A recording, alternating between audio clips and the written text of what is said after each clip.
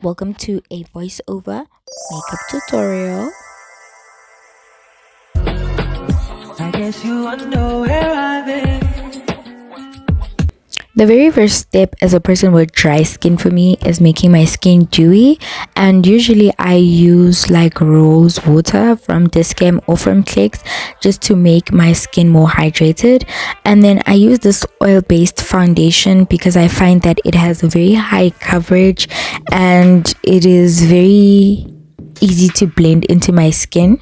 I start with the brush as you guys saw, and then I use a damp sponge. Now I dampen my sponge using just regular warm water, and then I just use like the whole sponge, the top part for like the bottom part of my face, and then for my forehead, because it doesn't have a lot of product, I will use like the back end. My eyebrows are always something that I get like a lot of compliments for, and I just keep it simple. I just outline basically the shape of my original eyebrow or my natural eyebrow, and then I outline and have my spoolie do the rest of the work. A lot of my eyebrow work is actually in the concealer and foundation. As you can see, I'm keeping it in real time. What I actually do, I pat and drag until I get like the perfect shape, and I try and use very light concealers the way that they used to use them in 2016, instead of trying to go for concealers that look like my foundation, especially for the bottom part. Like as you can see, for the back part of the eyebrow, I have like a very lighter concealer, and then the front is more like my foundation, and then the top part will be like a foundation that is closest to whatever's on my forehead, just to make the blend seamless. And I'm one person who believes in interchangeably using a brush and a sponge, so I wouldn't say that I have like a specific method that I like for blending. I just use what works for me. And then here I was priming because I wanted to do eyeshadow. I don't do eyeshadow a lot, but on this day, because I wanted to look very cute, I used eyeshadow, and I started with an eyeshadow primer. I wasn't very happy with the first coat of coverage, so I did that, blended it, and then put the second coat of the primer just to let it sit a bit so that I'm able to manage it. With cream products like my concealer and my primers, I find that it is very important for me to just let it sit so that, you know, it's just easier, I guess, to blend out. Because with foundation or cream concealers, what I've seen is if you don't let it sit and set in place, when you try and blend it out, you might actually move it, and that's not what I wanted. As you can see here, like I let it sit for just a bit, and then I started blending it out. I use a very light hand, because the last thing you want to do is move the product from where you've placed it, and you want to actually just spread it to where it is that you've positioned it. So here I was just trying to also just, you know, form the structure of how I wanted my under eye shape to look, and also just blend out that primer. The blending was a bit easier now that I kind of let it sit, but I still wasn't happy overall with the product.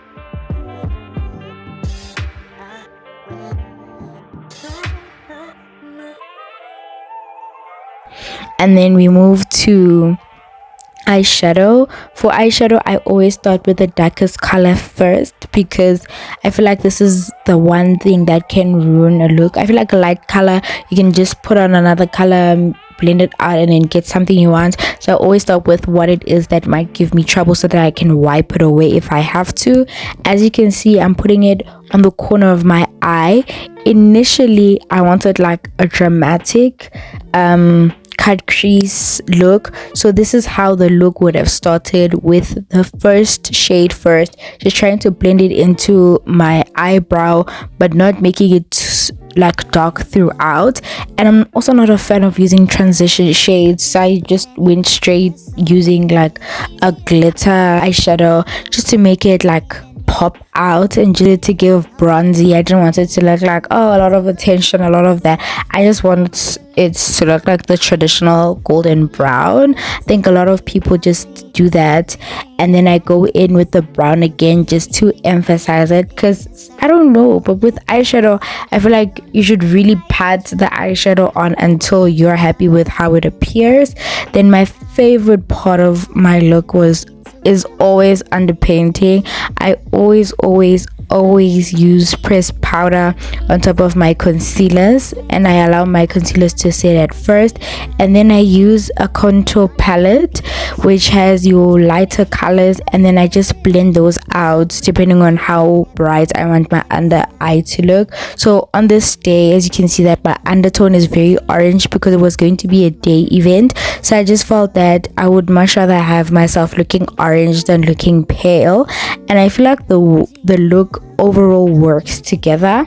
And as you can see now, I'm just trying to blend out the powders on my face so that they aren't just concentrated and centered on my under eye, but rather distributed like equally, so that my face doesn't have different textures, so that like I don't look matte just on the under eyes, and then the rest of the face is like oily because I use cream products. So for this, you can actually use like loose powder, you can use pressed powder, you can use a foundation powder, you can use literally anything that is going to blend your skin so that it comes together. I promise on the next makeup video that I make, that I will actually show the products that I use like in detail, as well as some alternatives that you can get at your local drugstore. So yeah, this is just me yapping with my mom. And then I finish with a loose powder or your banana baking powder, and this one doesn't require that you use a lot actually. And I feel like, I don't know, but so far I feel like every girl I've seen use the banana, everybody, despite the skin tone, it all just blends out like perfectly, making your look just look put together. And then I use that damp sponge again just to bring everything together at the end, because I find that sometimes just using like your dry tools like your brush or your dry flat powder puff can really make your face look a bit ashy. So what I've seen is that like using my sponge that's not exactly too damp but kind of moist just helps also just bring the products together before I use a setting spray. And then what I'm doing now is just trying to bring back the color. So this is what other people will call bronzing, where I just use like a brown or an orangey shade to bring back the color to where it is that my whites and my product and my powder products would have lost it, just to also not be too ashy, man, because like I said, it was a day event, and if there's anything I don't like is being in the sun and just feeling like the sun is not hitting me. Like I want to be able to change color as I'm in different like lighting positions. So that was just one of my reasons for just, you know, like checking constantly that my color is well blended. It was a hot summer day, so I was just trying to also just make sure that everything was set by powder. And then when it comes to eyelashes, because I have long nails in the video, I feel like I was just freestyling it. I would have typically used a tweezer, but I don't think that I had like a tweezer to my disposal, so I just used my fingers, just freestyled it, trying to put it the best way that I think was possible here in the video. And they just said I feel like Bling Girl eyelashes are the best in the market. I don't care who says what, because they're very lightweight, but the look that they give is one that's very dense and one that's very detailed, and they just bring like a whole eyeshadow look together, man. You guys will see in just a few moments how beautiful everything just comes together after the eyelashes are on. And there we go. I think this was after I had put more setting spray.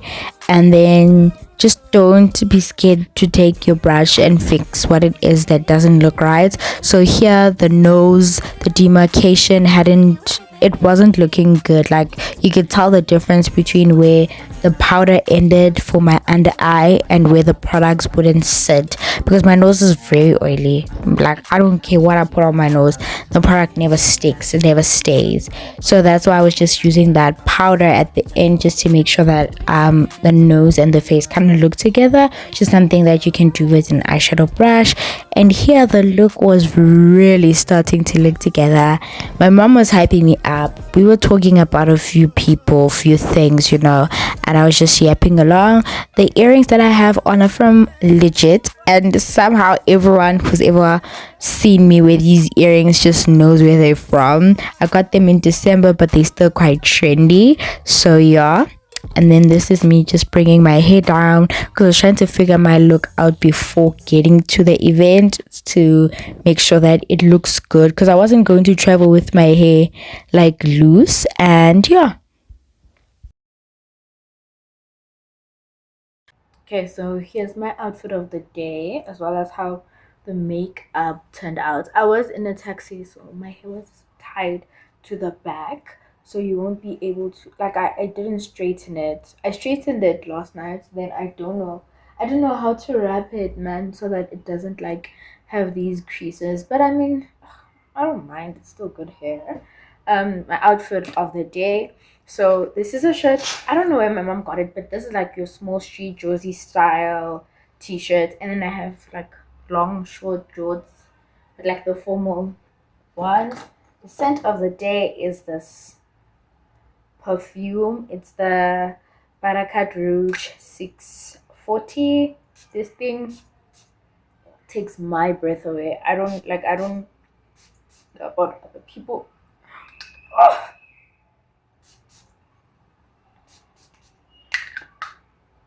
But then I tried to tone it down with this also heavenly cherry kiss. This girl is that girl, and they complement each other quite well actually. Because this one is like, I don't know if you know what red, like a proper ruby red apple smells like. This That's kind of what I smell like on top of the perfume. Smelling good has become my hobby, because you look good, you have to smell good. And that's that. Just waiting to get to the function. I'm gonna take like a few videos.